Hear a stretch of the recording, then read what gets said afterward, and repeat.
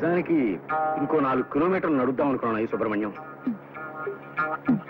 ఇవాళ మరి 26 కిలోమీటర్లకే నడక ఆపేశాను. అంటే అమ్మాయి గారు నిద్రలేచే టైం అయిపోయింది. మీరు గుడ్ మార్నింగ్ చెప్పింది ఆవిడ కాఫీ కూడా తాగరు. నిజమేనయ్యా, పిచ్చి తల్లికి నేనంటే వాళ్ళ మారిన అభిమానం. ఈ పాటికి నిద్ర లేస్తూ ఉంది. లెస్సవలికి తిరి పిల్లల మనసు తెలుసుకుని మసలు కొనుట పెద్దల కర్తవ్యం.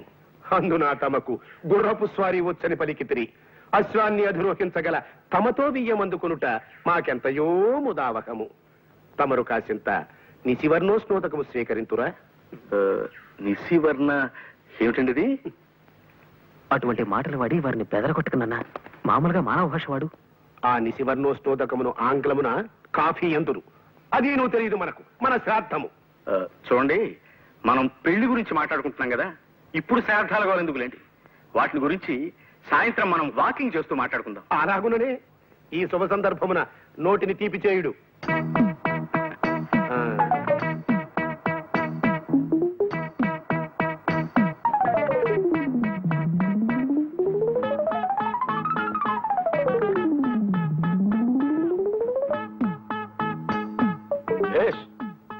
బాగుంది.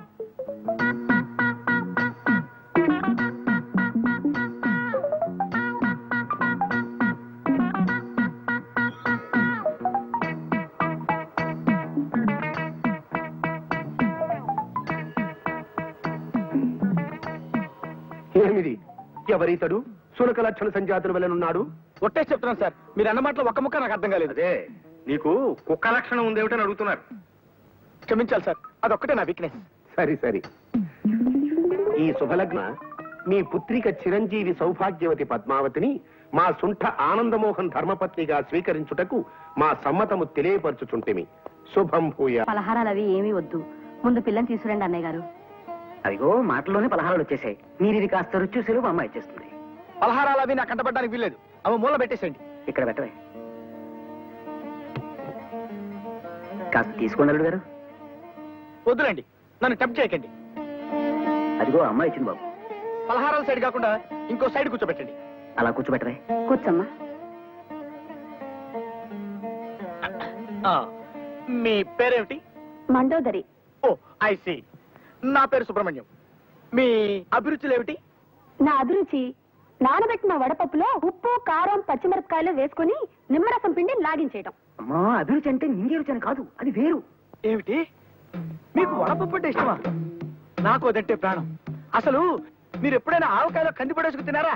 బోల్డు సార్లు తిన్నా. మాగాయిలో మీగడ పెరుగు వేసుకుని తింటే ఆహా నా రాజా. అన్నయ్య గారు, అమ్మాయికి తిండి అవి ఎక్కువ అనుకుంటాను. ఉన్నమాట చెప్పకే, దానికి అదొక్కటే వీక్నెస్ అక్కయ్య గారు.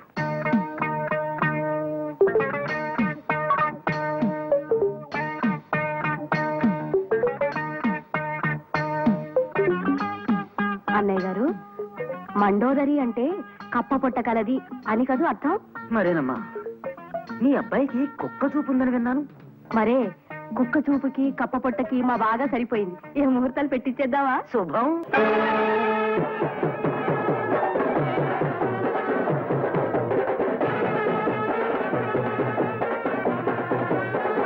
ఆహా నా రాజా.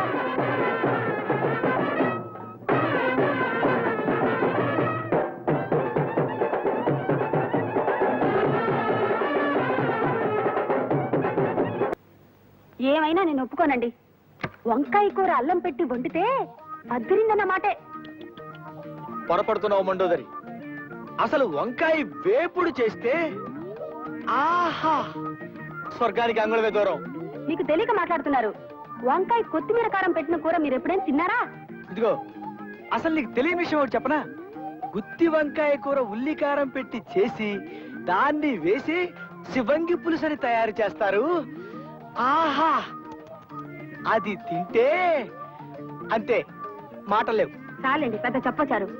మంచి పదునైన పనసకాయని చేయి తిరిగిన వాడు తరిగాక కూర చేసుకుని తింటే ఉంటుంది. మీ జీడిపప్పులు అసలు ఎందుకు పనికొస్తాయండి? పక్కనింత వెన్నముద్ద పెట్టుకొని కొంచెం కొంచెం నంచుకుంటూ పనస కూర తింటుంటే ఆహా నా రాజా. వీళ్ళిలా కూరల గురించి పచ్చళ్ళ గురించి చర్చించుకుంటూ కూర్చుంటే కాపురం ఎట్టా చేస్తారు? నేను నాయనమ్మని ఎప్పుడవుతాను? నా శ్రాద్ధం